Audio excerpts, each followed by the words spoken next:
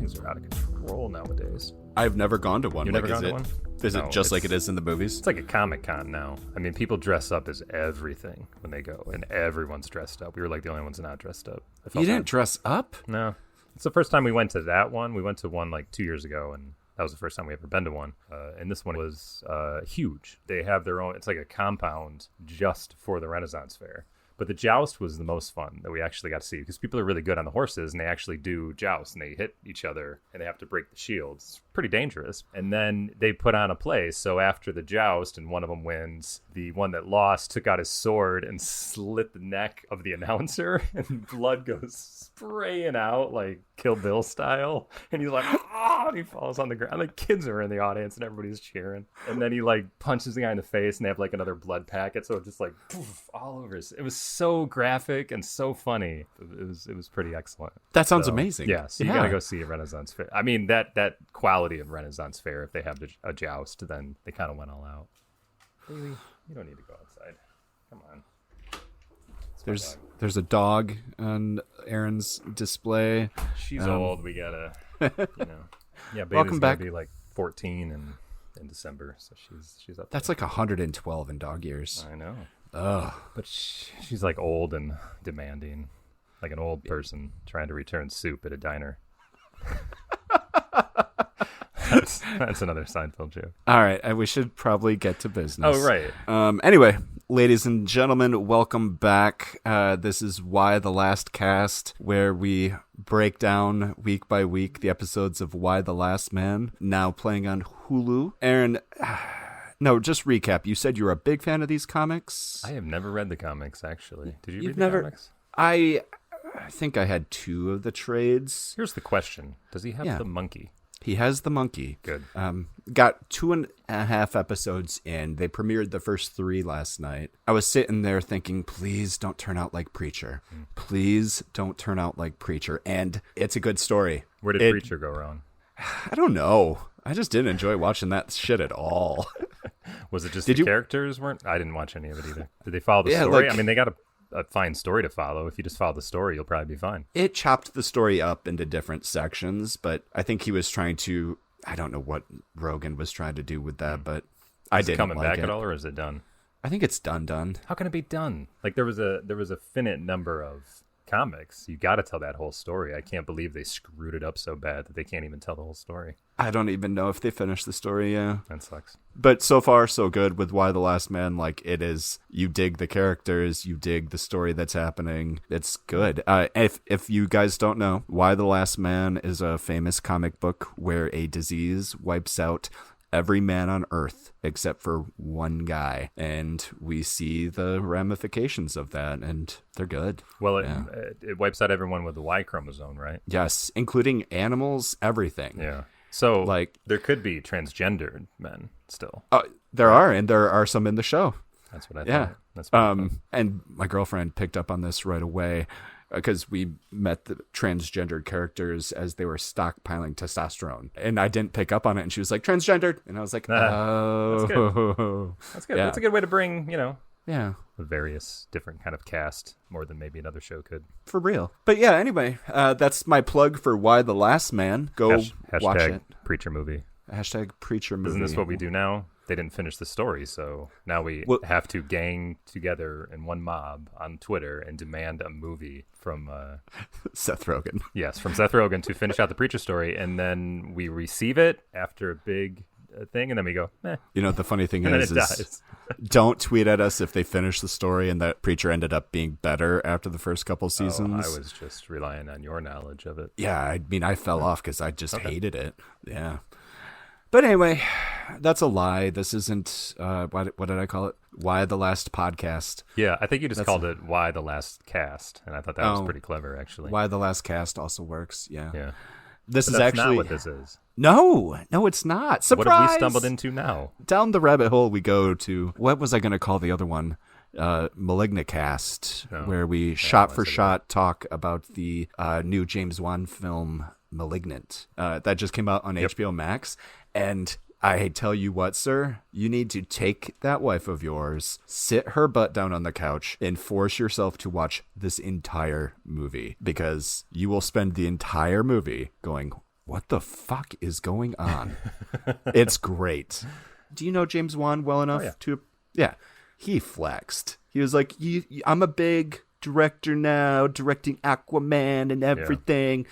But no, I'm going to make a horror movie that blows your fucking mind. And then he did it. Yeah. So was it good? It's good. You will probably think it's bad for 95% of it. It's just crazy what he did.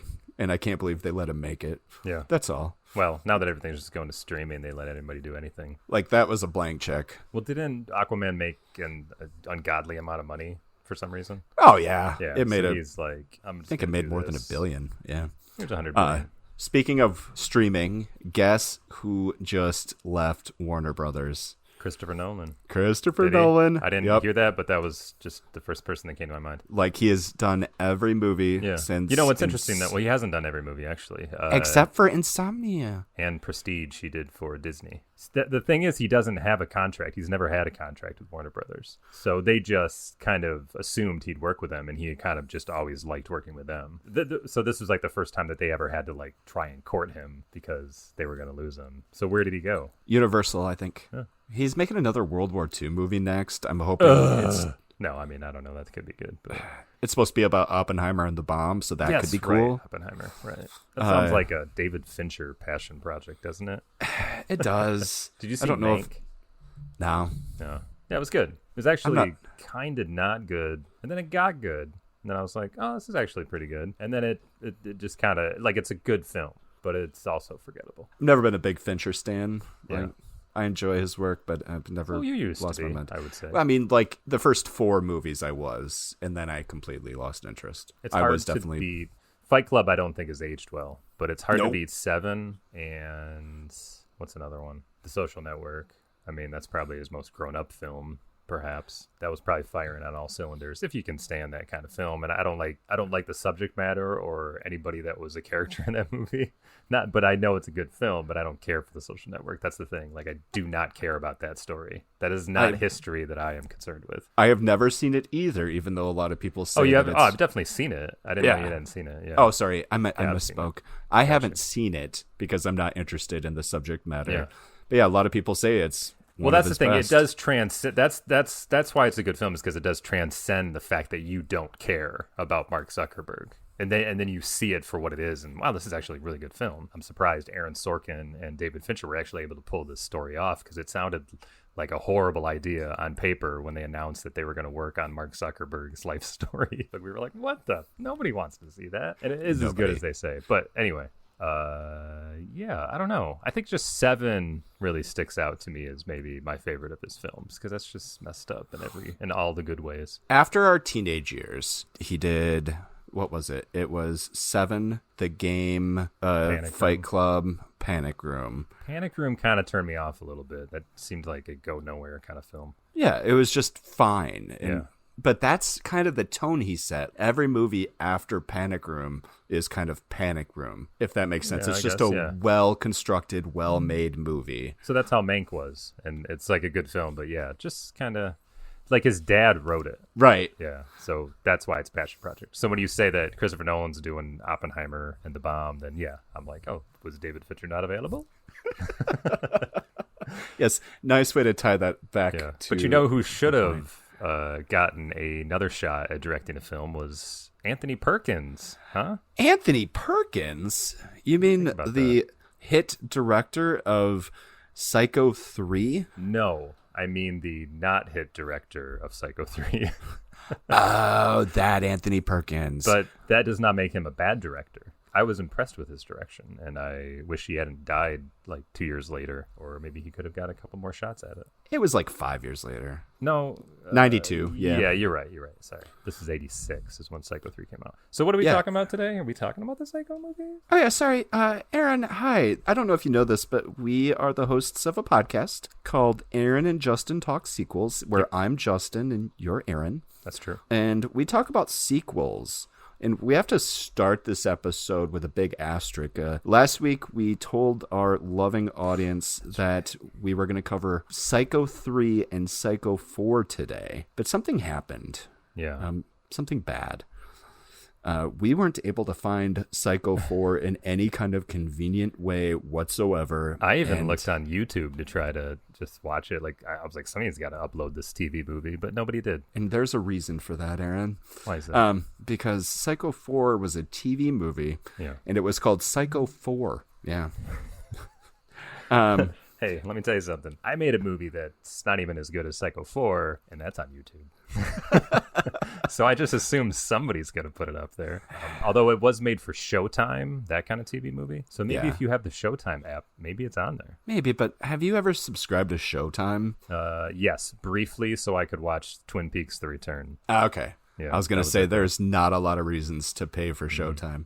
So anyway, everybody's off the hook. We are only talking Psycho 3, which is available to stream for free on Peacock right now. But I did watch a fun video by Joe Blow, if you're familiar. I'm sure people are familiar with him, the YouTube guy. Where he did a funny recap of Psycho 4. So I kind of know about it now, and I can relay some of that info once we're done talking about 3, if anyone cares. Okay. So yeah, we're going to talk Psycho 3, 1986 sequel to the hit Psycho 2, which was a sequel to the hit Psycho. The classic Psycho. The classic Psycho, not the Gus Van Sant shot-by-shot remake, which I watched most of and then fell asleep. The gin took over.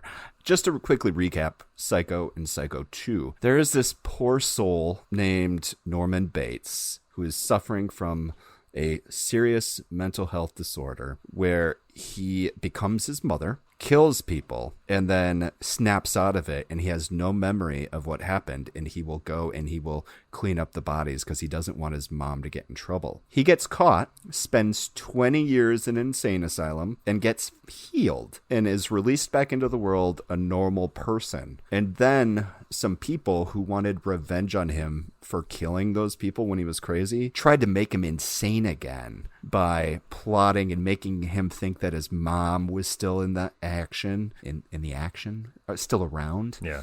And in action, thank you. And that all got resolved too, but what happened is Norman's poor psyche was broken once again, and he thinks his mother is alive and with him. And this is where we start with Psycho 3. That's a pretty good recap. That pretty much does it, yeah. Thanks, I appreciate it. Yeah. I left out the twist in Psycho 2, but that's fine. Yeah. We'll get into that a little bit. So what is Norman doing nowadays? Well, Norman is just living in the house as normal, and he's running Bates Motel.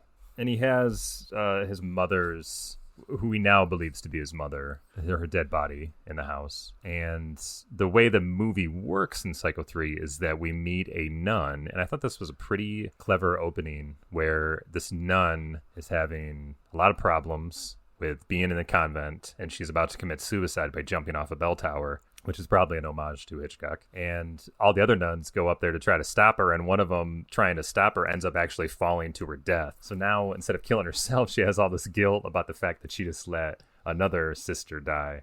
So then she just leaves the convent, and then she's just on the road. She's just walking. And then she runs into a guy named Dwayne, or Duke, who is a wannabe rock and roll guy with a car. So he gives her a lift. He tries to take advantage of her in the night. She's not down with it, so he leaves her on the side of the road while it's raining. Yeah, she ends up just having to walk from there. So Jeff Fahey plays the Lawnmower Man, if you're familiar.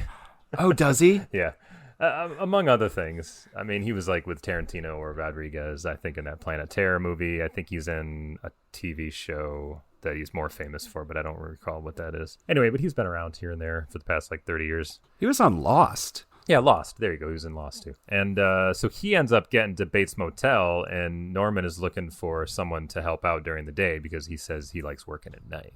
So he hires Dwayne to work at the motel, and then who should pop up after a long walk to try to get a hotel room there but Sister Maureen. But she has the same initials as Marion from the first movie. So she ends up getting a room at Bates Motel, but when Norman gets a look at her, it starts to remind him of Marion Crane from the first movie. But also he has a problem when he sees attractive women. It starts his murder lust coming back. So that's where we are after all that. Yeah, that's pretty good. Well, there's a reporter too, right? Yeah. And she's trying to do a story about psychos. No, she's trying to do a story about healed psychos. Healed psychos, yes. Trying to take their place back in society. And Norman wants nothing to do with her. And then another important fact, I think, is the sheriff, who was also in the second movie, and they treat Norman like he is like one of theirs. Like even though he was part of that whole horrible thing 20 some years ago, and then totally misunderstood about everything in the second movie for the most part, they are like on his side, and they are very protective of him, and they give him a second chance like you would never believe a sheriff would give to an ex-con. Norman Bates could be using a bloody knife to serve them oranges, and it wouldn't matter. Yeah. Like, they'd be like, oh, Norman, you're the best. Like, it's ridiculous how much these cops love Norman. Yeah. What's the easiest way to get through this?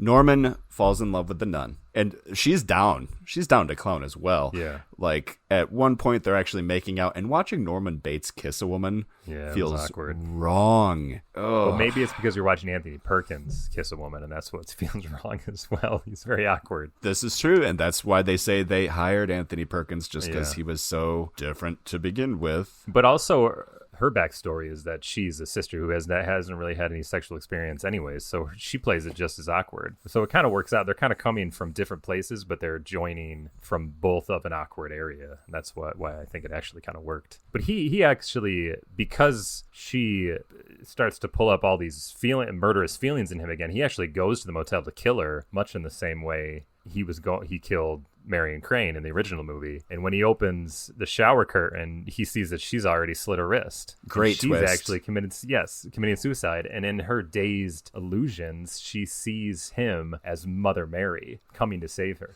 So it was a great twist. It was the first part of the movie where you're watching a second sequel where you're pulled in, and all of a sudden like, wow, this is actually pretty good. Do you think Perkins is trying to make a statement about saviors and God and religion here? Like, could be. This was a man that was, quote unquote, saved. I don't know. That might just be a weird rabbit hole. This is his conversion movie. Yeah. His homage to conversion therapy. I don't know. I hope not. Hope not. So Norman kills a guest, a young woman who was out for a football party. Yep. The hotel's actually doing pretty good. He's booking stuff. He's got these guests coming in like weeks in advance. Yeah, I remember how mad he was about Dennis Franz in the second movie, how the guy was turning it into like a drug and prostitution hotel, basically. And that's kind of what it seems like it's turned into. Business is down, so he's just taking anybody now. And there's this rowdy bunch of football fans that are treating the place like it's their own personal sorority or fraternity. Yeah, and this woman, I think she just went into the office's bathroom, and I think that was enough for Norman to butcher her. Well, whenever he has some sort of sexual feeling, his mother takes over and kills, because he's a naughty, dirty boy. And then he shoves her in the ice. Yeah, he hides her in the icebox. Yeah, hides her in the icebox, and there's a great scene where the cops come because she's been reported missing, and he's eating ice out of the icebox casually, and he actually eats a bloody piece of ice, like in front of them. Again, these cops they have no interest in Norman. That's so funny. But Duke knows what's up with Norman, and he quickly goes to shake him down. So he wants, is it money? He was just thinking that he needs money in order to make this dream of his of being a rock star, but not so much just like easy money, as he sees Norman as somebody that could like feed him money here and there, like, I'm going to take advantage of this guy for a while. So I think it was very vague, but it was like, you got all this property here, you sell any part of this property, we'll be making some money, and you can give that to me, and if you don't, you know who I'm going to tell about this, blah blah blah, because he stole Norman's dead mother's body out of her house. Yes. So he's aware, and he's like, he's down with his craziness as long as he keeps him in the money, I guess. So, but it was a quick. I thought it was effective. Like that's all the motivation that guy needed to be an asshole, and to be like for them to come to like a battle, and where Norman has to end up killing him. Like, it worked. It was quick, but it was fine. It didn't bother me. Yeah, Norman kills him off. In the meantime, while this stuff is happening, Tracy the reporter is snooping around, and she's caught wind of the fact that Norman's quote-unquote real mother is missing. She starts digging around there, and could you explain to me what she found? Because that confused me. Do you still have it fresh enough in your memory? Because I'm 2 weeks out. What do you mean exactly?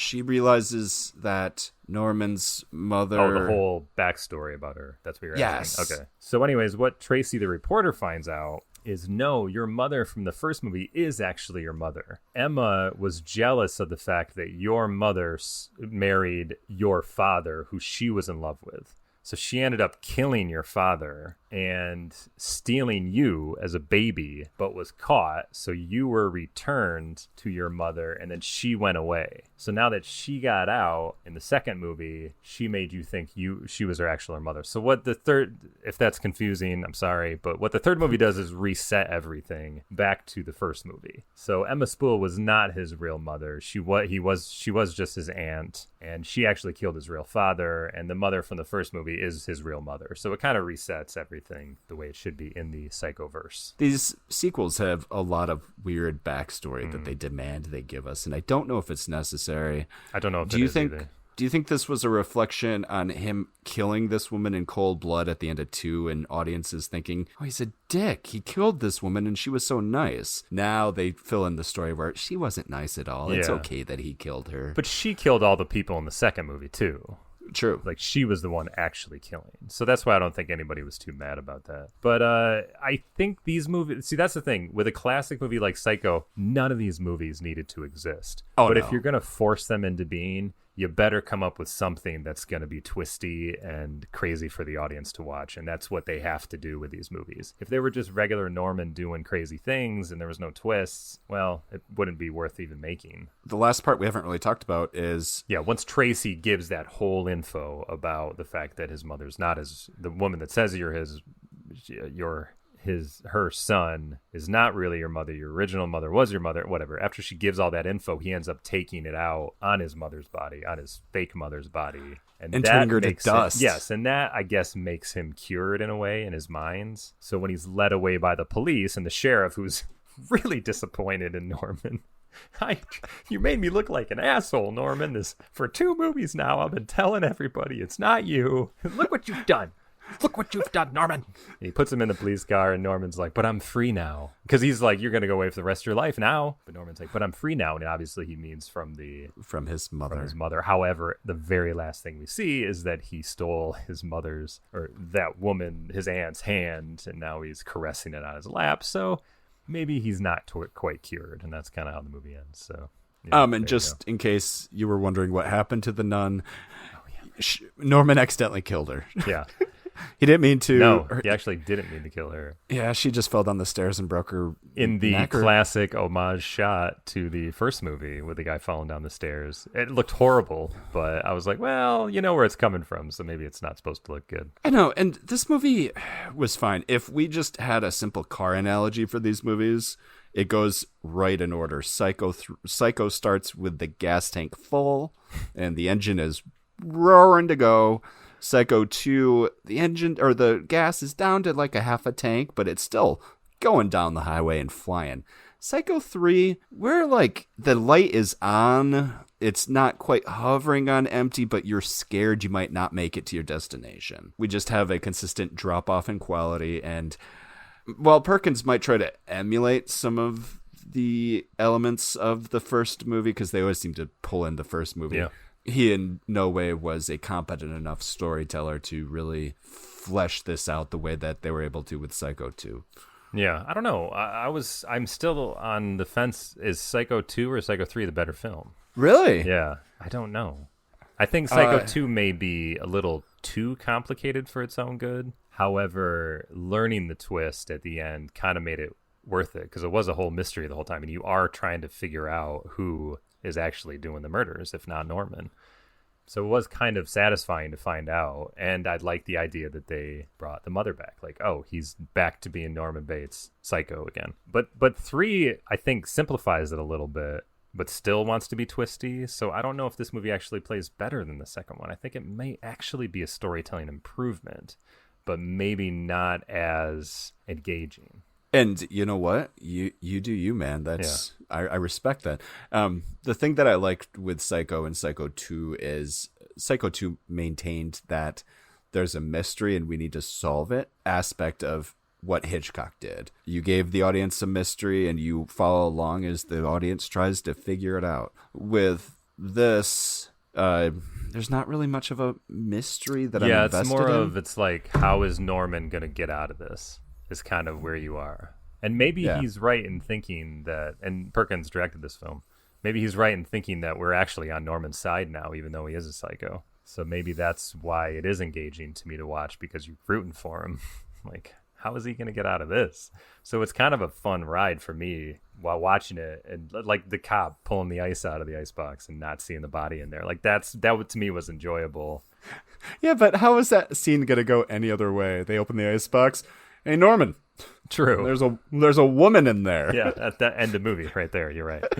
Yep. Yeah. Cuffs, right. Sirens. Yeah. All over the newspaper. Speaking of Perkins as director, I thought he did a bang up job. I was so impressed. I mean, he has like crazy edits that worked so well. Like he'd be in one area and then he'd turn the corner and it turned out he was back in the house. But it was a simple camera move and it was very clever. I just feel like he really went for broke. And then like when he kills Duke in the car with his foot on his head, like holding him under the water as the car's sinking in the pond, I just thought that they didn't cheap out. Like they definitely put the money and the time and the production value into these sequels that are unfortunately called Psycho 2 and 3, and automatically nobody's gonna care as much as if they were just real slasher films that had come out in the 80s. Speaking of which, this was made on an $8.4 million budget, and it grossed 14. So Psycho 2 was $5 million budget, and it grossed 34. So at least it had a pretty healthy return there. So yeah, definitely a down. Anything else you want to say about this fine film? I think both these films are a nice surprise, because you really don't think that sequels to Psycho are going to be anything worth seeing. And I'm like, wow, these are actually worth seeing. They're good slasher films. Having seen a lot of sequels for no good reason, like I've gone down the rabbit hole with a lot of horror franchises like this, and these really always stood out, and it's why I wanted to cover them. Because you watch like the Nightmare on Elm Street sequels, some of those, or like Friday the 13th, probably more than any of them. I mean, those ones just suck bad. Ugh. When they're bad, they're bad. Amityville Horror, I think, has like 14 films in it, and that one I've never done. Yeah, those are just horrendously bad, some of those, and these aren't that. And that's why I think that I'm like, wow, these are actually like real films. They just are saddled with having to come off of a Hitchcock classic that automatically you're not going to think much of, and that's unfortunate.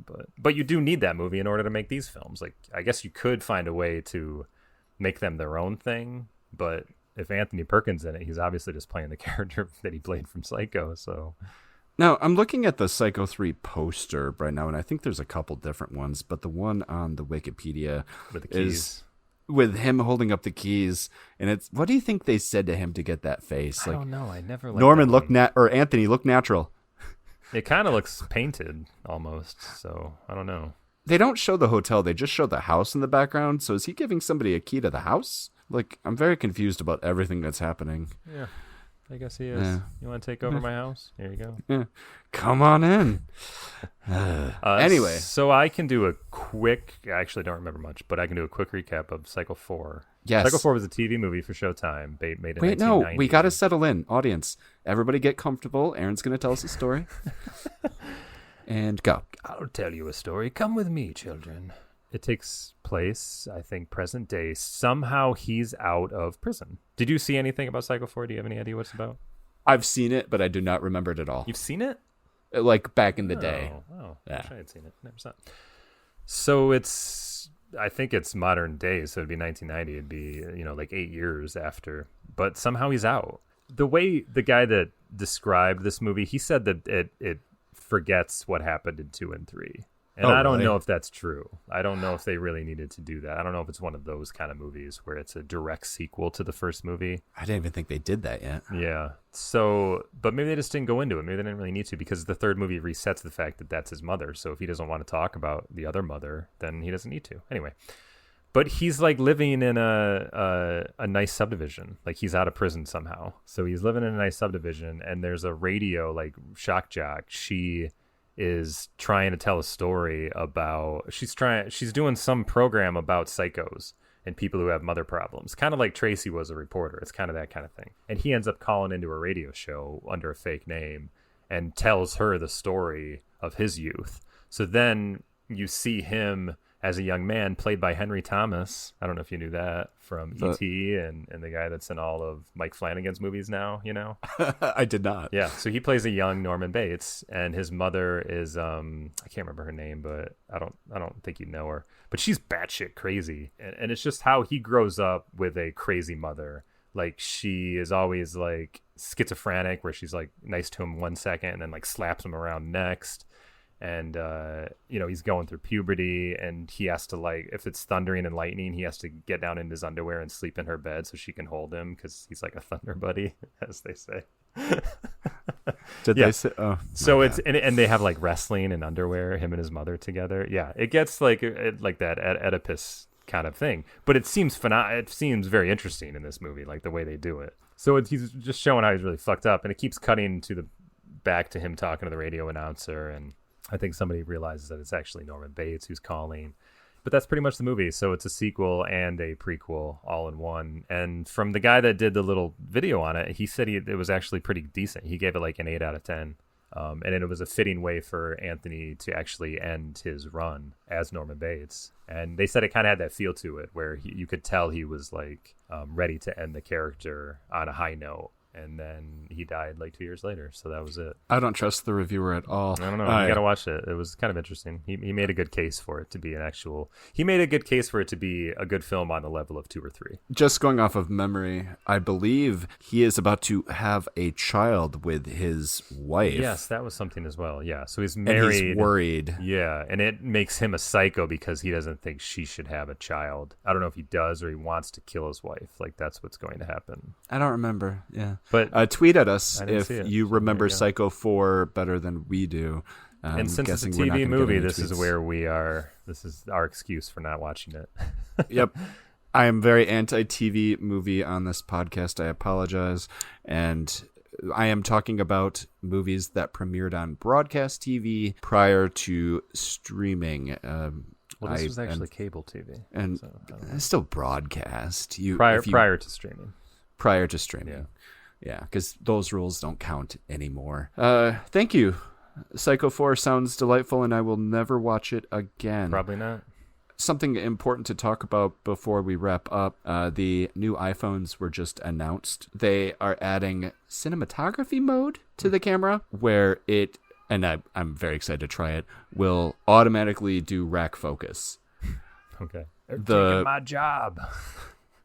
They're doing AI stuff better.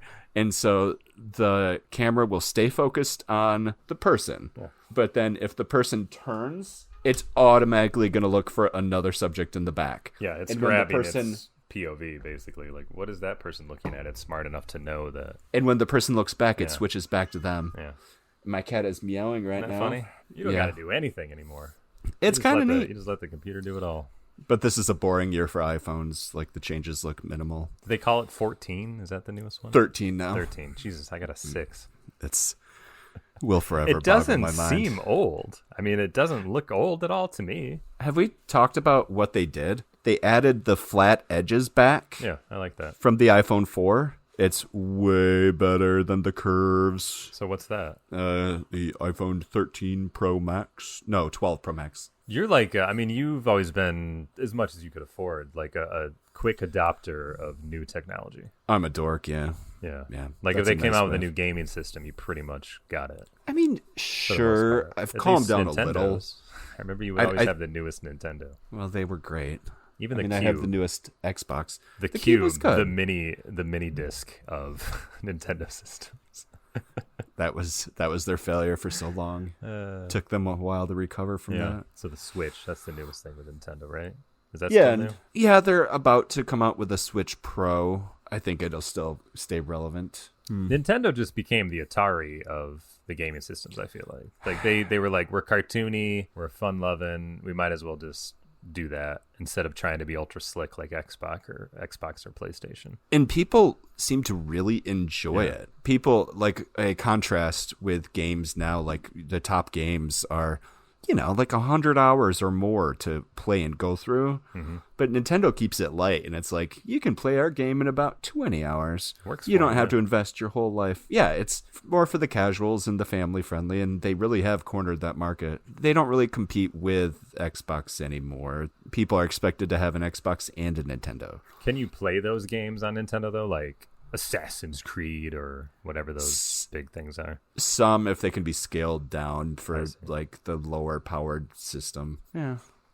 Well, we did that pretty well. I think that's about it. Spent 40 minutes talking about it and 20 minutes not. This will be, I'll edit it down to about 12, 13 minutes.